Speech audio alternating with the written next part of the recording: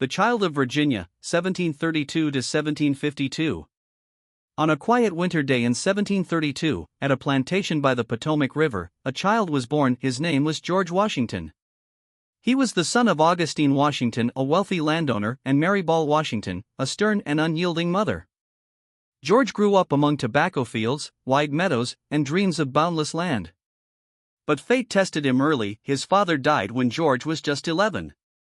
Unlike other noble sons sent to study in England, George had to forge himself in the wilds of America. He studied surveying and became a skilled land surveyor, wandering through forests and mountains filled with wind and wild beasts. George learned one thing: this land was vast, wild, and it needed bold men to master it. The young spear thrust into fire, 1752 to 1758. At age 20, George gave up surveying and donned the uniform of the Virginia militia. Britain was preparing for war with France in this distant land. The French and Indian War erupted. Still very young, Washington led his troops to Fort Duquesne.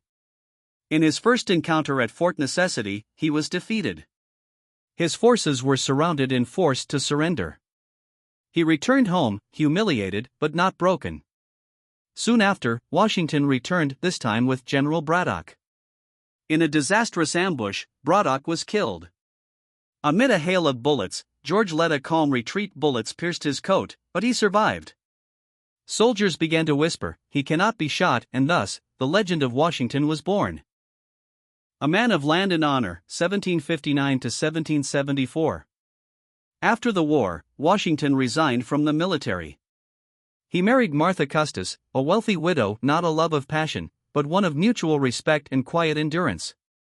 Together, they lived at Mount Vernon, where he cultivated not just crops, but thoughts about the future of the country. Years passed, and Britain tightened its grip with harsh taxes on the colonies. George, now a gentleman and statesman, initially avoided conflict. But eventually, he realized, if they did not rise up, they would forever remain slaves beneath the crown. Commander in the Storm, 1775 to 1783. In 1775, shots rang out at Lexington and Boston. The colonies rose. The Continental Congress was convened, and George Washington was chosen as Commander-in-Chief of the Continental Army. Upon accepting the post, he did not celebrate.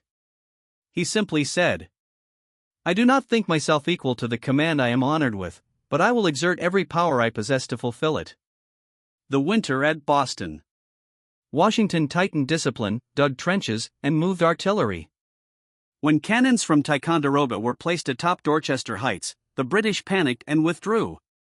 He had never studied formal strategy, but he learned fast. Bitter defeat in New York. In 1776, the British counterattacked, New York fell, the Continental Army fled. Soldiers deserted, the government panicked, and Washington did not sleep for days. But on Christmas night, in freezing wind and snow, he crossed the Delaware River and struck Trenton by surprise. A lightning strike in the heart of winter. The enemy was caught off guard. Washington's troops claimed a stunning victory. Hope returned. Valley Forge, the Winter Forge. 1777 to 78, his army camped at Valley Forge. No food, no coats. Disease and death spread everywhere. Washington walked through each tent, clasped each soldier's hand, and wrote Congress begging for every penny. And then came a miracle. Baron von Steuben, a strict Prussian officer, arrived to train Washington's men, how to march, how to shoot, how to become a real army. France. The wind from France. After victory at Saratoga, France entered the war, siding with the colonies. Washington now had an ally, and he did not waste the chance. The final blow at Yorktown.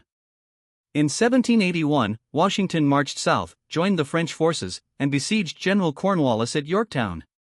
Cannons roared day and night. Cornwallis surrendered. Washington did not cheer. He simply removed his hat and bowed to destiny and to history.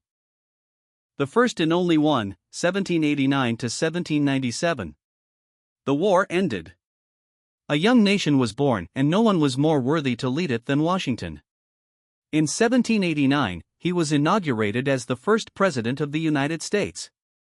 No precedents, no templates, every decision he made was the first of its kind. He built the government, established monetary policies, and kept the U.S. from being pulled into the chaos of the French Revolution. When offered a third term, he declined. "I am not a king. I am a citizen." The death of a legend, 1797 to 1799. Washington retired to Mount Vernon, living a quiet life like any farmer. But one rainy winter day in 1799, he rode out and fell ill. His throat swelled shut. Doctors bled him, but it was futile. That night, George Washington passed away. His final words were, "I am not afraid. I am prepared." A giant in history. George Washington was not just the general of a war, he laid the first stone of American democracy. He was the man who rejected power when others would cling to it, the man who carried a nation before it had shape or name. He is called the father of the nation not because he was the strongest, but because he was the most noble.